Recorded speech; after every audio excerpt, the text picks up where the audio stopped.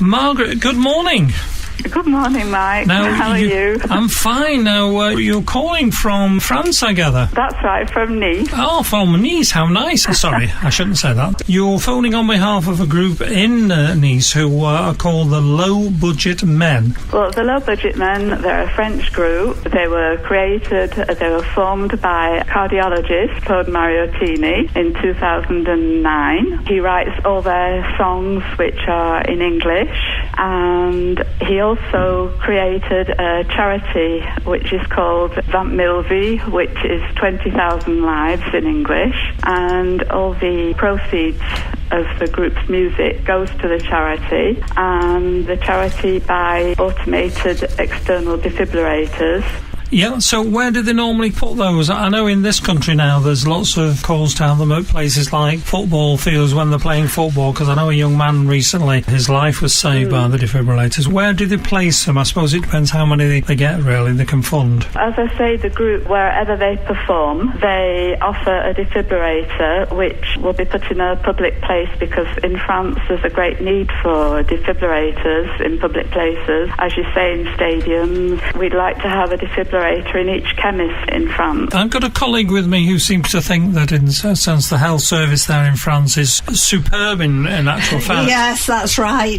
Good morning. It's only because I'm receiving regular emails from an ex-neighbour who relocated to Normandy, to a remote part, and unfortunately her daughter has a very severe case. She's got cancer, and her treatment, although they have to travel an hour and 3/4 each way to the hospital, has been absolutely first rate, everything put in, and now she's home, she's having daily injections, so fantastic treatment. So why was then the need for defibrillators in that sense? That's something that's not provided then by the French. I don't suppose they have a health service as such, do they? Well, there are defibrillators in public places, but not enough at all. So what motivated the lead man there, Claude Mariottini? You know, he's got a passion for music. You've got Stefan Merck and Mark Piola Caselli. What motivated them to do this? Have they had personal circumstances of somebody who perhaps died because there wasn't time to get to them? No, well, Claude, he's concerned because that's his work. That's right, he's a cardiologist, but the others know that it's just by generosity and the enjoyment of playing together for such a cause. Yeah. So what does a defibrillator cost there in France? Oh, I think it's getting on for €2,000. The charity have offered over 80 defibrillators to different towns where they've played. That is really very, very good. So are we likely to see them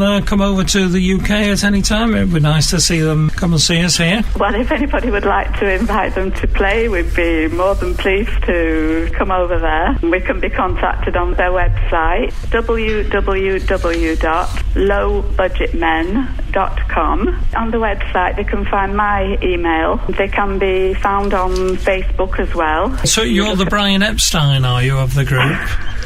You're the agent, are you?